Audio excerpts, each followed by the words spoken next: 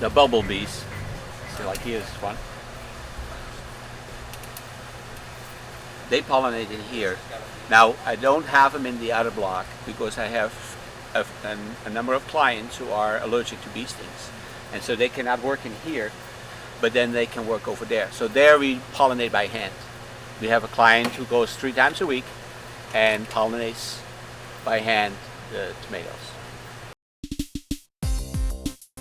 The Challenge Center is a fairly comprehensive human service agency that serves adults with developmental disabilities. We provide a variety of adult day services, work-related services, recreation, and residential services. We operate a couple businesses as platforms for our work services that include Bay Produce and Marathon Industries. There are clients that receive pay for doing these various activities, and so it makes a very meaningful activity for these disabled individuals to come and have employment through this agency. Bins of tomatoes that have been picked will come down that outside line. Our consumers will pack them, and they have to basically pack them by quality, by size, so there's a lot of judgment in there.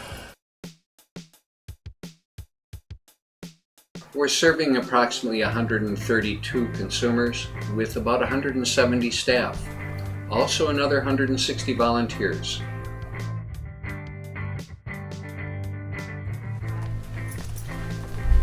We are the only state-certified CBRF training center for staff working in community-based residential facilities in Superior.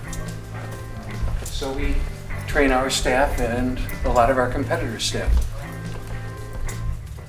I think the organization adds so much to our community, both for the citizens that we serve, but also through this enterprise fund with Bay Produce. They offer a gourmet tomato which you cannot get anywhere else in the Twin Ports.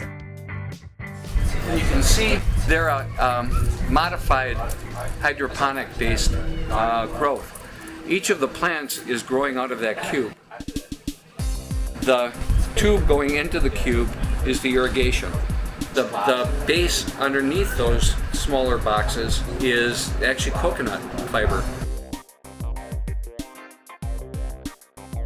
The Early Adopter Project, as it was laid out, was very interesting and very close to our current philosophy. We don't mind going to the leading edge of things, and that's where we should be looking, but we never put ourselves out on the bleeding edge of things. So we make sure that there's a good business payback along with each of the items we've done. And we've looked at a lot of things. We've done lighting in the building. We've put in, at its time, the largest geothermal system this far north that has paid off very well for us.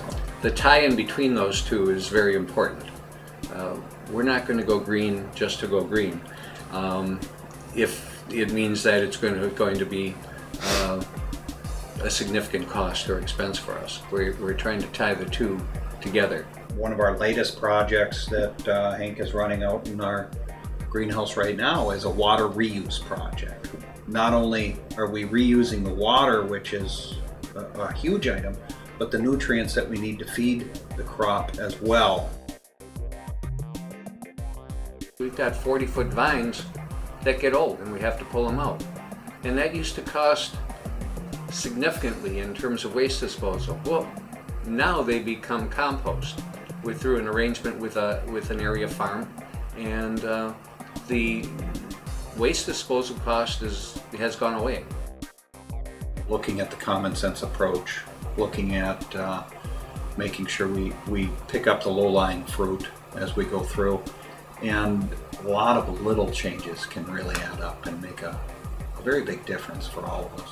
And I think that's what we're looking to do, is see what else we can pick up and learn, not just from what we've already done and apply it differently, but what others have been able to accomplish. I think then we can educate. We can educate our employees, of course, but also the consumers, who will educate their families. Once you get into a way of thinking about something, it does become natural.